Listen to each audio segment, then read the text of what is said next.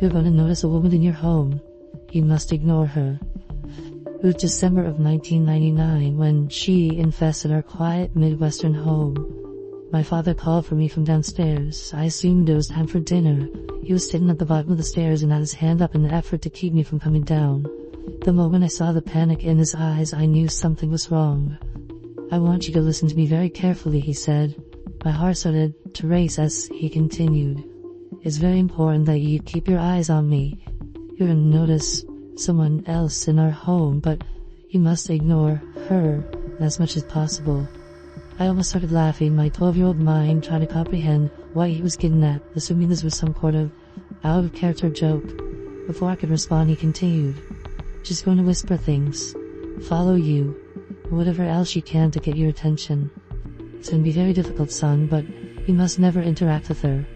I promise she will leave, but only if you pretend she isn't there, and try not to think about her. Promise me." There were so many things I wanted to ask him, but I was too frightened and confused. I managed to spit out, "Okay, Dad. Alright, come downstairs, it's time for dinner. Hurry, I've made her stronger just by telling you, but I had to. I can't afford you looking at her by mistake. Trust me. Now stay focused," he barked. I did as I was told, and slowly crept down the stairs, keeping my eyes glued to my father's as he backpedaled into the kitchen. I felt the temperature drop significantly as I reached the first floor. I smelled a familiar sickening and sour scent in the air. It reminded me of the time I ate raccoon dead in our wall and stunk up the house for a whole week. My father and I sat down at the table at the same time.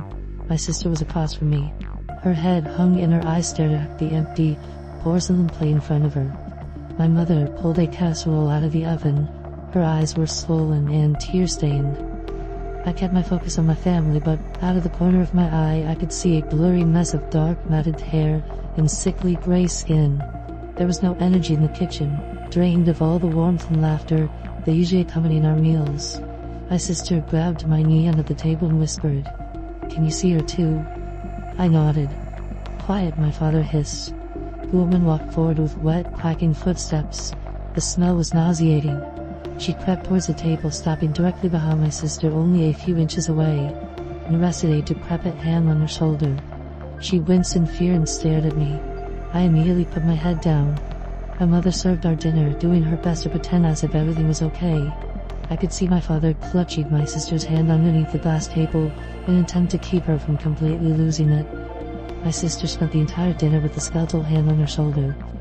Nearly inaudible whispers spewed from the woman's mouth and filled the room like white noise. And that's how we lived for months, doing our best to live a normal life despite the ever-present, unwanted guest. Even if we left the house, she was somehow able to follow us all. Whenever the four of us were in the car, she could be seen in the rearview mirror or standing on the side of the road. My parents didn't let anyone visit, and never let us stay at friends' homes during the months of hell. We were able to whisper to one another when it was absolutely necessary to discuss her presence if she wasn't too close. My father made his promise to never tell anyone. That was the only way to quarantine her. The parasite of attention. We concluded that she infected a single household at a time, unable to be seen by anyone else at the home unless her mind had been tainted with the knowledge of her existence. I learned a few years later that my father was the reason for her arrival.